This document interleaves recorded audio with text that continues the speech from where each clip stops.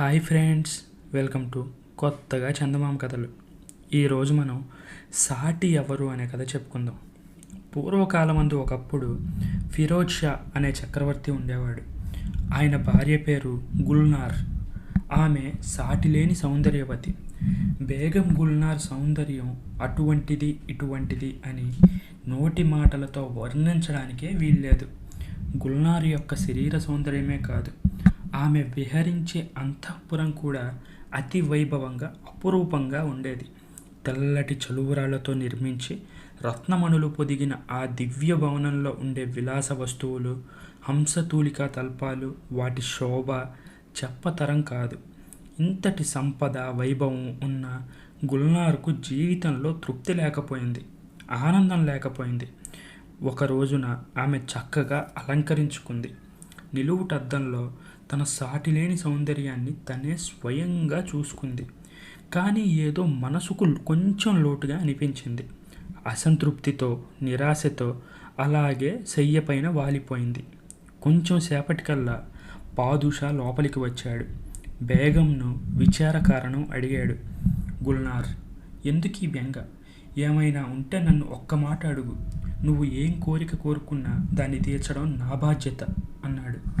భర్త ఇలా అభయం ఇవ్వడంతో ఆమె మెల్లగా, నన్ను పోలిన సుందరిని మీరెప్పుడైనా చూసి ఉన్నారా అని అడిగింది. ఈ ప్రశ్నకు పాదుషా ఆశ్చర్యపోతూ, నీకు నీవే సాటి సుందరి అన్నాడు. అందుకు బేగం, అలా కాదు, నాతో సరిపోల్చదగిన సుందరి మరెవ్వరైనా ఈ భూలోకంలో ఉన్నదేమో స్వయంగా తెలుసుకోవాలి. ఇదే నా కోరిక అని చెప్పింది. ఫిరోజ్ షా పాదుషా నవ్వుకున్నాడు. దానికి తగిన ఏర్పాట్లన్నీ చేశాడు. ఆ ప్రకారం కొద్ది రోజులకల్లా ఎంతోమంది యువతులు ఎక్కడెక్కడి నుంచో అంతఃపురానికి వచ్చారు. వారందరూ స్వర్గలోకంలోని యక్ష, కిన్నెర, గంధర్వ దేవతలను మించిన గొప్ప సౌందర్యంతో ప్రకాశిస్తున్నారు. అందరినీ వరుసపెట్టి పరీక్షగా చూసింది బేగం. అందరినీ వెళ్ళిపోమంది. మళ్ళీ శయ్యా మందిరంలోకి వెళ్ళి నిలువుటద్దంలో తన రూపం తానే చూసుకుంది. చిరునవ్వు నవ్వుకుంటూ, 1,00,000 మంది దేవతలు రాని నా అందానికి ఎవ్వరూ సాటి రారు అంటూ తనలో తను అనుకొని ఒక విధమైన తృప్తి పొందింది. అయితే ఆ తృప్తి అయినా ఎంతో కాలం నిలవలేదు.